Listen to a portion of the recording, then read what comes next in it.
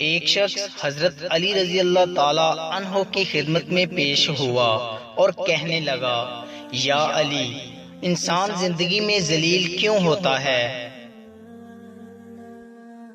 تو حضرت علی نے فرمایا، اے شخص، جس انسان کے اندر یہ تین عادتیں ہوں وہ ضرور بے عزت اور ذلیل ہو جاتا ہے۔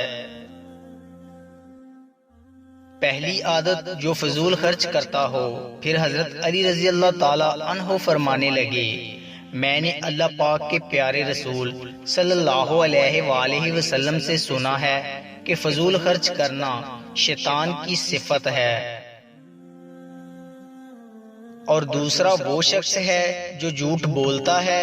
پھر حضرت علی رضی اللہ تعالی عنہ نے فرمایا، میں نے اللہ پاک کے پیارے رسول محمد صلی اللہ علیہ وآلہ وسلم سے سنا کہ جو شخص جھوٹ بولتا ہے وہ اللہ کی مخلوق کے نزدیک دن بدن ذلیل ہوتا جاتا ہے۔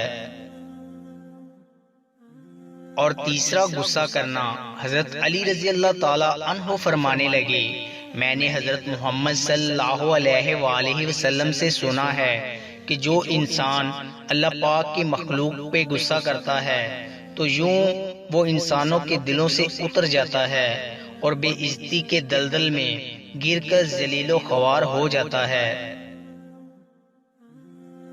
جس طرح چھوٹے چھوٹے سوراخ بند کمرے میں سورج کی طلوع ہونے کا پتہ دیتے ہیں، اسی طرح چھوٹی چھوٹی باتیں انسان کا کردار نمایاں کرتی ہیں۔ حضرت علی رضی اللہ تعالی عنہ نے فرمایا، میں جنت کے شوق میں عبادت نہیں کرتا، یہ تجارت ہے، اور نہ ہی جہنم کے خوف سے کرتا ہوں کہ یہ غلامی ہے۔